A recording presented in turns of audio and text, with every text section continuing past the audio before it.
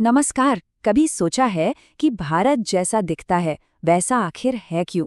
मतलब ये पहाड़, ये नदियां, ये मैदान, ये सब ऐसे ही क्यों हैं? आज हम इसी की कहानी को परत दर परत खोलेंगे, एकदम शुरुआत से, जमीन के अंदर से लेकर उन ताकतों तक जो आज करोड़ों लोगों की जिंदगी तय कर रही हैं। तो हमारा सफर 5 हिस्सों में बटा होगा। सबसे पहले हम जमीन के नीचे इसकी नींव को समझेंगे। फिर देखेंगे कि प्रकृति की वो कौन सी जबरदस्त ताकतें हैं जो सब कुछ बदल देती हैं। इसके बाद हम भारत की जीवन रेखाओं यानी नदियों पर नजर डालेंगे। फिर देखेंगे कि जमीन और हम इंसानों का रिश्ता कैसा है। और अंत में हम बात करेंगे उन बड़ी पर्यावरणीय चुनौतियों की जो आज हमारे सामने मुंह बाए खड़ी हैं। तो चलिए शुरू करते हैं पहले पड़ाव से, पृथ्वी यानी हमारी नींव। देखिए, भारत की कहानी को अगर समझना है तो हमें इसकी बुनियाद से ही शुरुआत करनी होगी। तो ये शब्द जो है भौतिक भूगोल, इसका मतलब क्या है? बहुत आसान भाषा में समझें तो ये जमीन की कहानी है। पहाड़ों की, नदियों की, मैदानों की। ये उन कुदरती प्रक्रियाओं को समझने का विज्ञान है जो भारत के नक्शे को जैसा वो आज है वैसा बनाती हैं और लगातार बदलती भी रहती हैं। और एक बात हमेशा याद रखनी चाहिए कि ये पृथ्वी ना कोई स्थिर चीज नहीं है। ये एक डायनामिक, एक जिंदा सिस्टम है। हमारे पैरों के ठीक नीचे विशाल टेक्टोनिक प्लेटें लगातार खिसक रही हैं।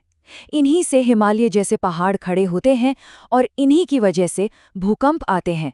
मतलब ये धरती हर पल, हर सेकंड हरकत में है। तो ठीक है, मंच तो तैयार हो गया। अब चलिए उन दो महाशक्तिशाली इंजनों को देखते हैं जो पूरे भारतीय उपमहाद्वीप को चलाते हैं। एक वो जो धरती के अंदर से काम करता है और दूसरा वो जो ऊपर आसमान से। ये दो तरह की ताकतें हैं। पहली हैं एंडोजेनिक फोर्सेस, मतलब वो ताकतें जो जमीन के अंदर से आती हैं, जैसे ज्वालामुखी या टेक्टोनिक प्लेट्स की हलचल।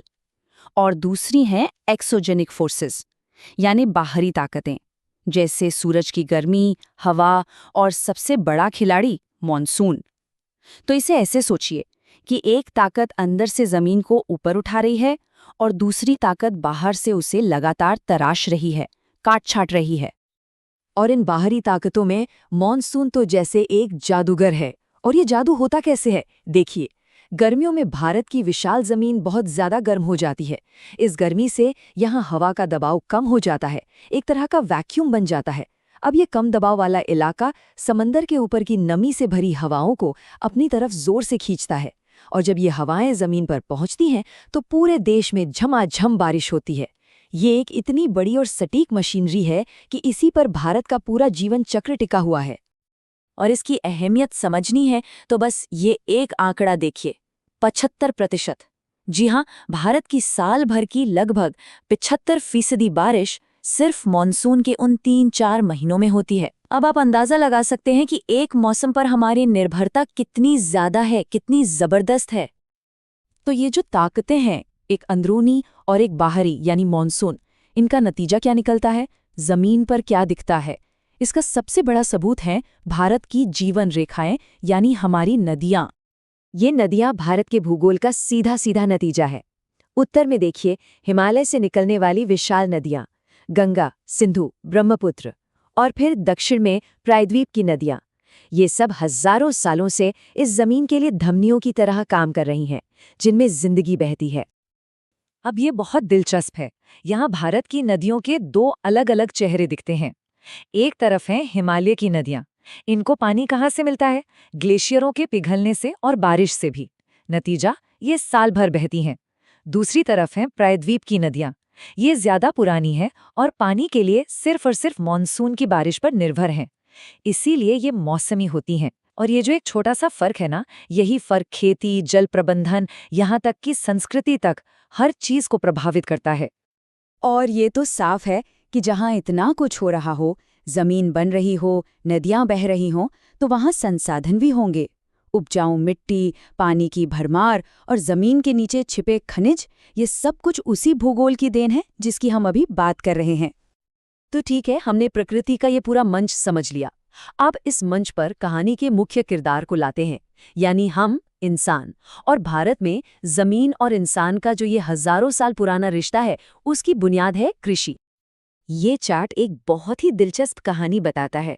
अगर पूरी अर्थव्यवस्था को देखें तो कृषि का हिस्सा शायद उतना बड़ा न लगे, करीब 17%, लेकिन यही वो सेक्टर है जो भारत में सबसे ज्यादा लोगों को रोजगार देता है।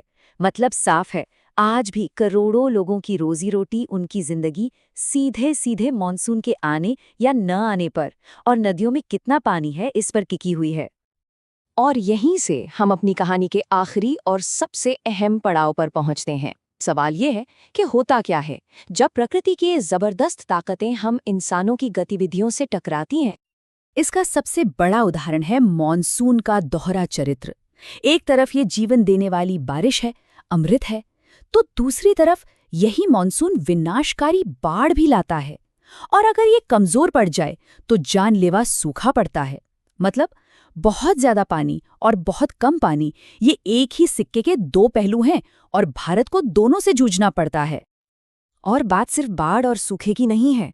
भारत का जो ये डायनामिक भूगोल है, ये इसे कई और प्राकृतिक आपदाओं के लिए भी बहुत संवेदनशील बना देता है। समंदर से उठने वाले चक्रवात, पहाड़ों में होने वाले भूस्खलन और जमीन के नीचे की हलचल से आने वाले भूकंप, ये सब कोई अचानक होने वाली घटनाएं नहीं हैं।